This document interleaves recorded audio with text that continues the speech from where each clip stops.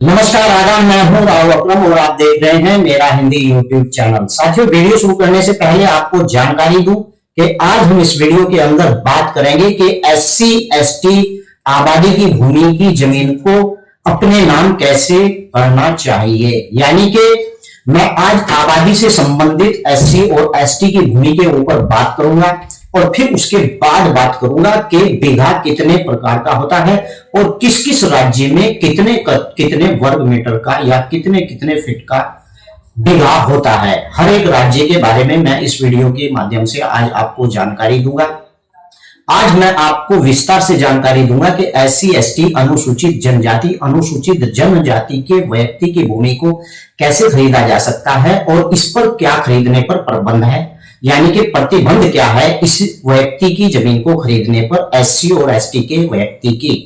तो चलिए वीडियो शुरू करते हैं। उससे पहले आपसे मेरी गुजारिश है कि मेरे इस चैनल को आप लोग सब्सक्राइब कर दें और अगर इस वीडियो के माध्यम से आप लोगों को मुझ तक पहुंचना है, फिर कोई और अच्छी विस्तार से जानकारी लेनी है तो डिस्क्रिप्शन में मेरा मोबाइल नंबर है। लेकिन वहां पर एक नियम आपके ऊपर लागू होता है कि बिना सब्सक्राइब चैनल किए हुए मेरा आप मुझे कॉल मत करें। आप अगर मुझे कॉल करते हैं तो सबसे पहले आप जब मेरा चैनल सब्सक्राइब करते हैं तो उसका स्क्रीनशॉट मेरे व्हाट्सएप पर भेजें, उसके बाद ही आप मुझे कॉल करें, अन्यथा मुझे परेशान ना करें। तो चलिए वीडियो विस्तार से शुरू करते हैं। क्या अनुसूचित जाति और अनुसूचित जनजाति के समूह के लोगों की भी भूमि का विक्रय या अंतरण हो सकता है?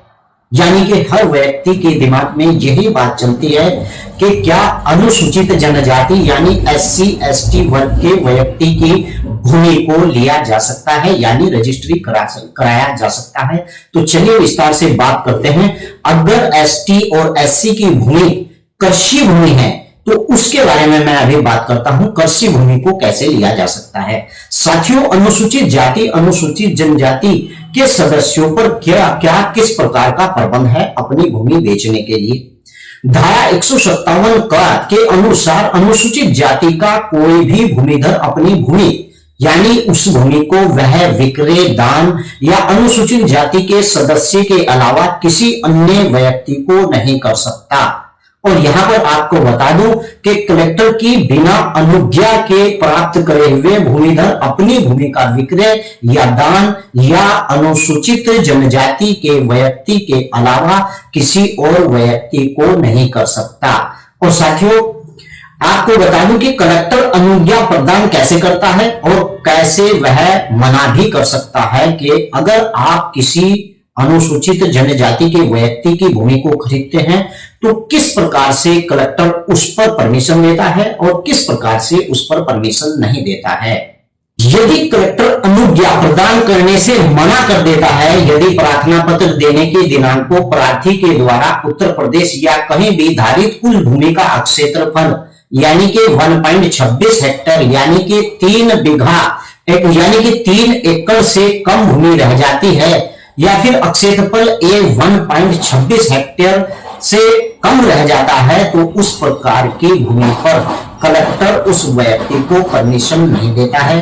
और अगर उस व्यक्ति के पास 3 एकड़ से भूमि ज्यादा होती है और वह व्यक्ति उस भूमि को बेचना चाहता है तो इस प्रकार से उसे परमिशन भी मिल सकती है। यानी कि अगर कोई व्यक्ति अनुसूचित जनजाति का व्यक्ति है और अपनी भूमि को बेचना चाहता है तो उसके पास 3 एकड़ से भूमि ज्यादा होनी चाहिए और जिस भूमि को वह बेचता है वह भूमि 3 एकड़ के बाद होनी चाहिए। यानी कि इस प्रकार की स्थिति में कलेक्टर उसे परमिशन देता है भूमि बेचने के लिए। या फिर किसी व्यक्ति जो अनुसूचित जनजाति का व्यक्ति है और उसका उत्तराधिकारी नहीं है और वह अपनी भूमि को बेचना चाहता है तो इस प्रकार से भी कलेक्टर उस व्यक्ति को बेचने की परमिशन देता है। या फिर वह व्यक्ति अकेला है, अपने परिवार को लेकर कहीं और दूसरे शहर में बस जाता है और उसकी भूमि वहां पर खाली पड़ी रहती है तो इस प्रकार की भूमि के ऊपर अनुसूचित जनजाति के व्यक्ति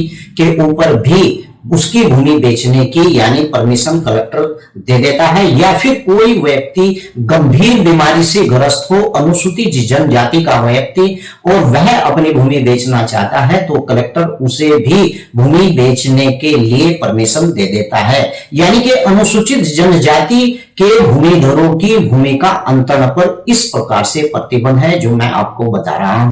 अनुसूचित जनजाति के किसी भी भूमिधर अपनी भूमि को दान, विक्रय, अंतरण किसी ऐसे व्यक्ति को करने का अधिकार नहीं होगा जो किसी जनजाति सदस्य का न हो। तात्पर्य यह है कि अनुसूचित जनजाति का व्यक्ति अपनी भूमि का अंतरण किसी अनुसूचित जनजाति के व्यक्ति को ही कर सकता है। यह ऐसा व्यक्ति को भूमि अंतरण नहीं कर सकता जो उसकी अनुसूचित जनजाति का सदस्य नहीं है। और प्रतिबंध का उद्देश्य यह है कि सुनिश्चित करना है कि अनुसूचित जनजाति धारित कृषि भूमि का क्षेत्रफल कम न हो पाए। यानी कि सीधी सी बात, अनुसूचित जनजाति का व्यक्ति भाइयों अपने परिवार के सदस्य या फिर अपने ही समाज के व्यक्ति को अपनी भूमि बेचने का उस व्यक्ति को अधिकार होता है।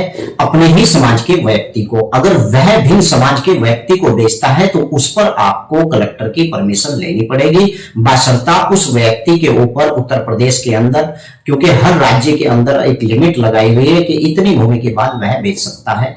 तो उत्तर प्रदेश के अंदर अगर 3 एकड़ से भूमि ज्यादा है तो वह जो अनुसूचित जनजाति का व्यक्ति है वह अपनी भूमि को बेच सकता है, बिना परमिशन के नहीं बेच सकता। उसे पहले परमिशन लेनी पड़ेगी कलेक्टर की, उसके बाद वह भूमि का अंतरण कर सकता है। धारा 157, धारा 154, धारा 154 क और धारा 154 ख और धारा 168 क के उल्लंघन के परिणाम, अगर कोई व्यक्ति अनुसूचित जनजाति की बिरादरी से भिन्न व्यक्ति है, यानी कि वो ओबीसी का व्यक्ति है और भूमि को ले भी लेता है, तो उसके क्या हाल होंगे यह भी सुन लेना जरूरी है। क्योंकि कुछ लोगों को पता नहीं होता, वह भूमि खरीद लेते हैं और उन्हें इस बात का पता नहीं होता। ओबीसी और जनरल समाज के व्यक्ति होते हैं और वो अनुसूचित जाति जनजाति के व्यक्ति से भूमि खरीद लेते हैं, तो अगर उसने खरीद ली है तो उसका क्या होगा इसके बारे में मैं आपको बता रहा हूं। यानी कि यदि कोई संक्रमणी भूमिधर वाला भूमिधर इन धाराओं के अंतर्गत जो मैंने आपको बताई है, इन धाराओं के उल्लंघन करके अपनी भूमि को बेच लेता है और इस प्रकार से वह अंतरण यानी वह रजिस्ट्री शून्य मानी जाएगी। अधिनियम की धारा 166 प्रत्येक ऐसे अंतरण या शून्य घोषित करती है जो इस अधिनियम के यानी प्रावधानों के विपरीत होगी। और धारा 167 यह उपबंध करती है कि इन शून्य के परिणाम को इस प्रकार से किया जाता है कि अगर किसी व्यक्ति ने अंतरण के विषय में वस्तु भूमि अंतरण दिनांक से सभी भारों से मुक्त होकर वह भूमि राज्य सरकार के नियत हो जाएगी।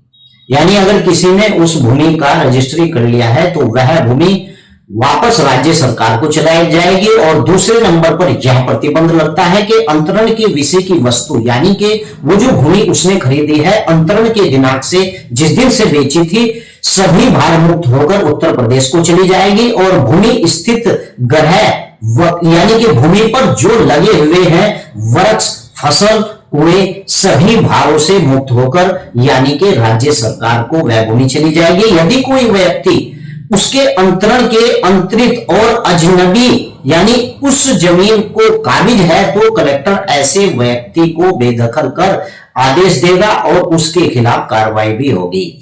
यानी कि अगर कोई व्यक्ति लेकर हमारा कोई क्या बिगाड़ लेगा और एससी की भूमि को लेकर बैनामा करके उसके ऊपर बैठ जाता है और उसकी शिकायत होती है तो कलेक्टर उसके खिलाफ कार्रवाई करेगा और ऐसे व्यक्ति को से वह जमीन छीनकर सरकारी भूमि घोषित कर दी जाएगी। तो चलिए अब मैं आपको बताता हूं कि किस राज्य के अंदर कितने वर्ग फीट का बीघा होता है। साथियों, भारतीय राज्य में 1 बीघा कितना होता है?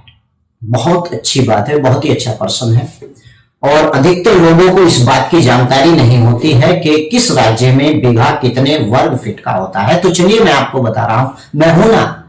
तो चलिए सबसे पहले आसाम से शुरू करते हैं। आसाम के अंदर बीघा होता है यानी 14,400 वर्ग फीट का बीघा और बिहार के अंदर 27,200 वर्ग फीट का बीघा होता है। और वहीं पर अगर गुजरात की बात करें तो गुजरात में 17,427 स्क्वायर फीट का बीघा होता है। अगर यहीं पर मैं हिमाचल की बात करूं तो हिमाचल प्रदेश में 8,712 स्क्वायर फीट का बीघा होता है। वहीं पर अगर बात झारखंड की हम करते हैं तो झारखंड के अंदर 27,211 स्क्वायर फीट का बीघा होता है। और अगर यही पंजाब की बात करें तो पंजाब के अंदर 9,070 स्क्वायर फीट का बीघा होता है। और वहीं बात करें राजस्थान के अंदर कच्चा बीघा 27,226 स्क्वायर फीट का बीघा होता है। और वहीं पर अगर पक्के बीघे की बात करें तो 17,424 स्क्वायर फीट का बीघा होता है। और मध्य प्रदेश की अगर हम बात करते हैं तो मध्य प्रदेश में 12,000 वर्ग फीट स्क्वायर फीट का बीघा होता है।